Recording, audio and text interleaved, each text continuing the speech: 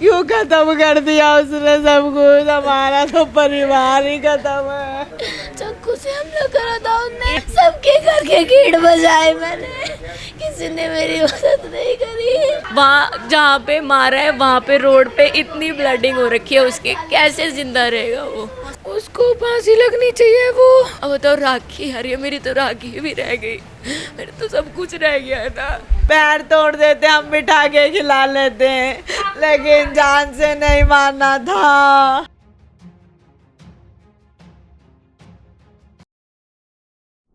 नमस्कार, मेरा नाम है आफरीन खान और आप लोगों का स्वागत है तेज तरार में।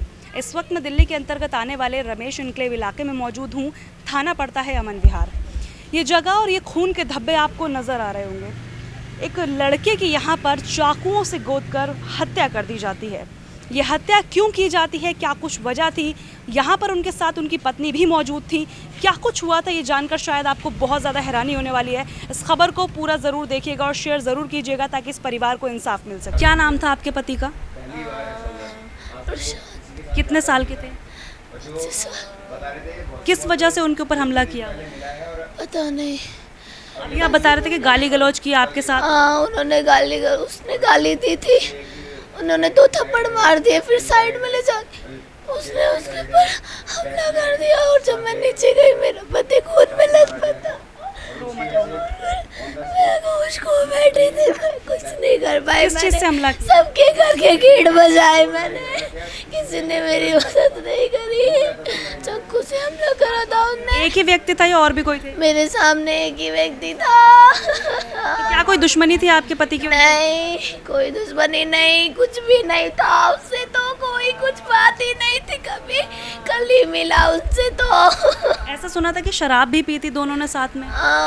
नहीं पता मुझे क्यों गई इसके साथ, मुझे पता होता ऐसा होता, मैं नहीं जाने देती इनको। ये मेरे को बोल कर गए मैं अभी आ रहा हूँ दूध लेके, फिर उसके साथ गए। मैंने फ़ोन किया, कहाँ हो? कह रहे मैं 12 बजे तक आ जाऊँगा। कब की घटना है, कितने बजे? 1-1:30 बजे की घटना हुई है ये।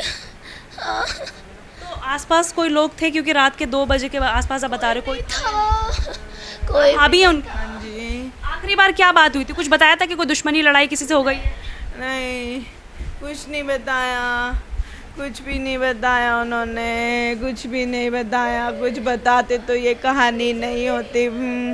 कुछ कहानी नहीं होती, कोई कहानी नहीं होती। जिसने मारा है क्या वो अरेस्ट हो गया है? पता नहीं हमें तो। हमें क्या नाम था उसका मारने वाले का? क्या नाम था? यहीं आसपास ही रहता है? देवा। ये रहता है इधर, किराए पे रहता था। अभी किराए। फरार है यहाँ से? हाँ, फरार है।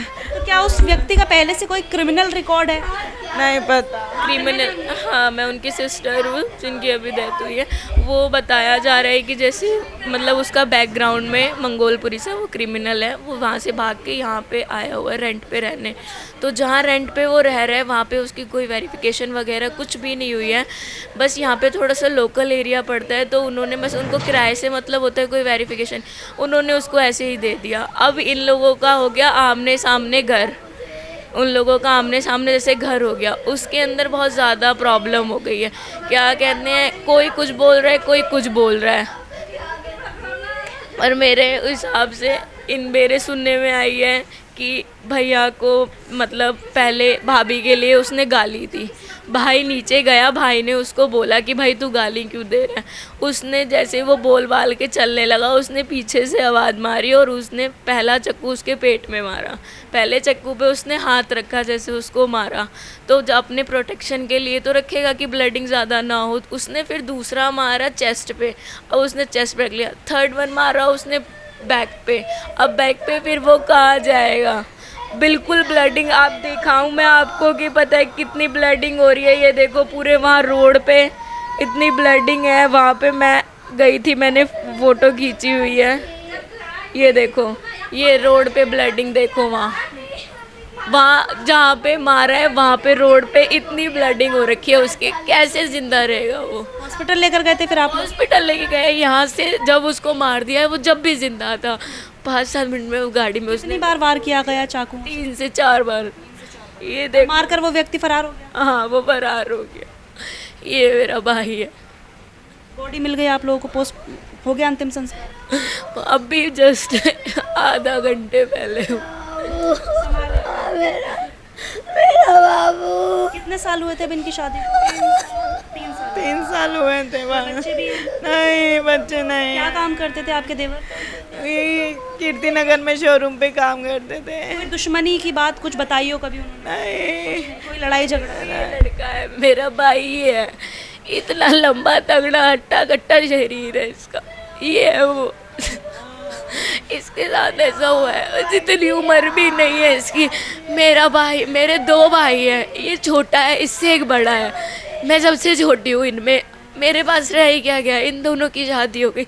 मेरा इन लोगों का सपना था, मतलब मेरी शादी। अब तो राखी आ रही है, मेरी तो राखी भी रह गई, मेरे तो सब कुछ रह गया था। मेरे तो कुछ भी नहीं रहा, मेरे तो कुछ हुआ भी नहीं। मेरे बिना नहीं रहता था मेरा भाई। आज इतनी दूर चला गया है कि मैं कुछ बोल भी नहीं सकती हूँ उसके सामने।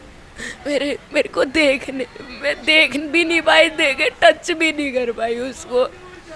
बहुत ज़्यादा मुझे तो पता ही नहीं था, मुझे तो अभी भी महसूस नहीं है। पैर तोड़ देते हम बिठा के खिला लेते हैं, लेकिन जान से नहीं मारना था उसको, जान से नहीं मारना था उसको। छोड़ देते, एक चाकू पे छोड़ देते, वो बच जाता। कुछ तो करते, कुछ तो उसको रहम आता उसके ऊपर। क्यों नहीं आया उसको रहम, क्यों नहीं आया? क्यों खत्म कर दिया उसने सब कुछ? हमारा तो परिवार ही खत्म है।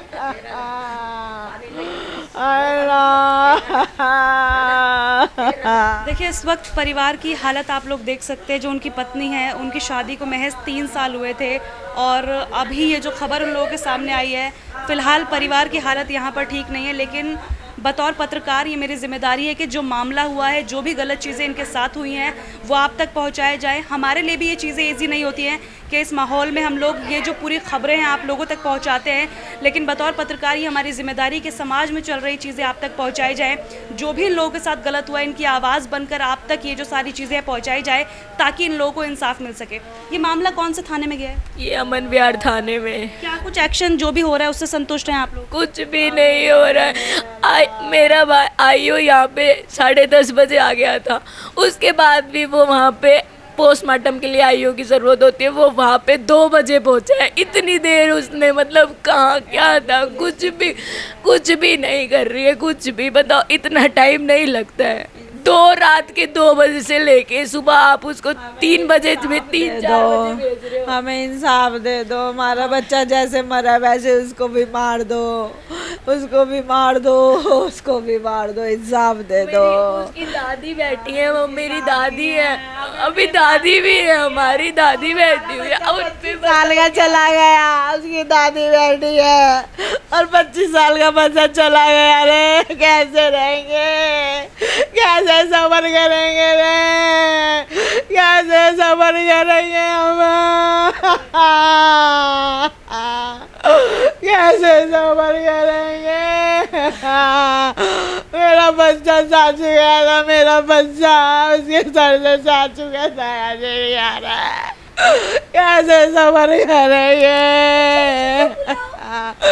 कैसे करे सबर? समझ नहीं आएगा, समझ नहीं आएगा। उसको मार दिया, उसको मार दिया जान से।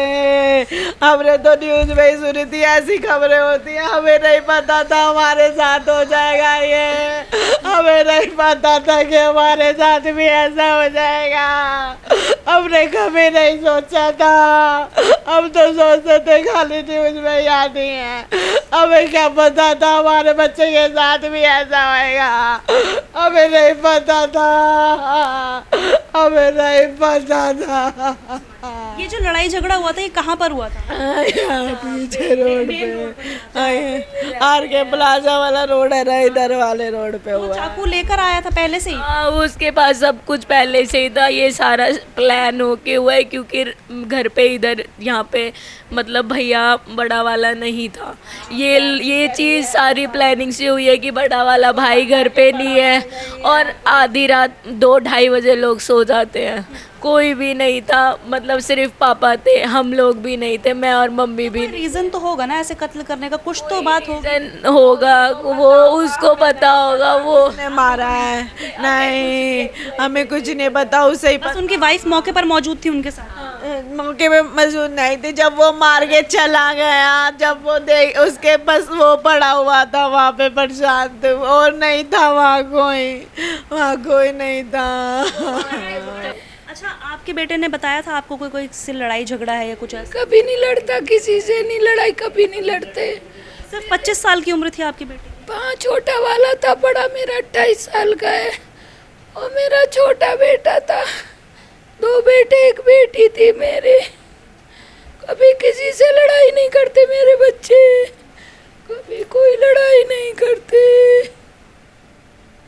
मैं तो कल थी भी नहीं यहाँ पे, कहीं गए हुए थे आप लोग? मैं थी नहीं यहाँ, मैं तो रात को सीधा हॉस्पिटल ही आई हूँ, मैं तो थी भी नहीं।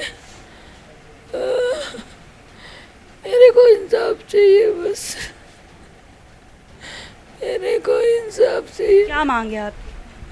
मेरे को जिसने मारा उसके साथ इंसाफ चाहिए, उसको भी फांसी लगनी चाहिए, उसको फांसी लगनी चाहिए। वो क्या नाम उसका, देव नाम था उसका लड़के का, और उसके साथ कौन था कौन नहीं वो उसको पता होगा। और भी लोग शामिल थे इस हत्याकांड में?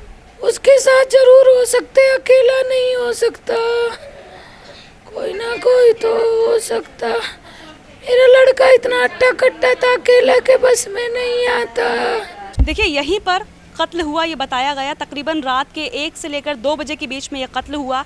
बताया जा रहा है कि इनकी पत्नी से अपशब्द कहे गए, जिसके बाद इन्हें गुस्सा आ गया। गुस्से में इन्होंने अपराधी को, यानी कि यहाँ पर जो कातिल व्यक्ति बताया जा रहा है, उसे 2 थप्पड़ मार दिए, जिसका बदला लेने के लिए उस व्यक्ति ने चाकू गोदकर प्रशांत की बुरी तरह से यहाँ पर हत्या कर दी। परिवार ने क्या कुछ कहा है आपने सुना। यहाँ पर वो व्यक्ति किराए पर रहता था, उसका नाम देव बताया जा रहा है, और ये भी बताया जा रहा है कि ये पूरी तरह से प्लानिंग के साथ मर्डर किया गया। रात के तकरीबन 2 बजे इस पूरी वारदात को अंजाम दिया गया, जब सभी लोग सो जाते। उनकी पत्नी ने यह भी बताया कि वो जा रही थी लोगों की मदद लेने के लिए, लेकिन उन्हें कोई मदद यहाँ पर नहीं मिल पाई, क्योंकि रात के तकरीबन 1 से 2 बजे के बीच की ये पूरी वारदात बताई जा रही है, जिस वक्त सभी लोग अपने घरों में सो रहे होंगे।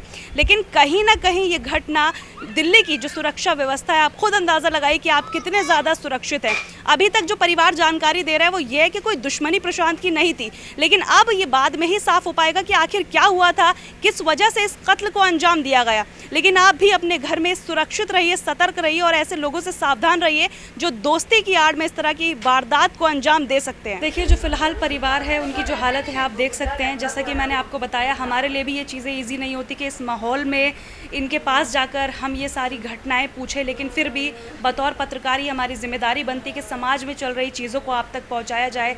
इसीलिए ये सारी चीज़ें यहाँ पर आकर हमें पूछनी पड़ती हैं और आप लोगों तक पहुँचानी पड़ती हैं। राजधानी दिल्ली में न जाने ये क्या चल रहा है, ये सारी खबरें करते हुए दिल इतना ज़्यादा दुखता है। आप देखिए, एक बीवी यहाँ पर रोती हुई नज़र आ रही है। आप देखिए, एक माँ यहाँ पर बेसुध है, बहन रो रही है। उनका यही कहना है कि राखी आ रही है, मैं किसे राखी बांधूंगी। और ये सारी चीज़ें जब हमें यहाँ पर देखनी पड़ती हैं तो हम पे क्या कुछ गुजरती है, इसका अंदाज़ा आप लोग लगा भी नहीं सकते। अब इस पूरी खबर को लेकर आपकी क्या कुछ राय है? ऐसे अपराधियों को लेकर ऐसा क्या सख्त कानून बनना चाहिए ताकि उनके ऊपर ऐसी कार्रवाई हो जिसे देखने के बाद जो बाकी अपराधी हैं वो ऐसे अपराध को करने से पहले 100 बार सोचें। इस पूरी खबर को लेकर आपकी जो कुछ भी राय है आप लोग ज़रूर बताइएगा कमेंट सेक्शन में। आज के लिए इतना ही, मुझे दीजिए इजाज़त। दिल्ली से कैमरा पर्सन आशुतोष के साथ मैं आफरीन खान। अगर आपको हमारी ये वीडियो पसंद आई हो तो इसे लाइक एंड शेयर करना बिल्कुल भी ना भूलें। इसके साथ ही हमारे चैनल तेज तरार को जरूर सब्सक्राइब करें, और हाँ, बेल आइकन को दबाना बिल्कुल भी मत भूलिएगा, जिससे दिल्ली से जुड़ी तमाम खबरों की नोटिफिकेशन सबसे पहले आप तक पहुंचे।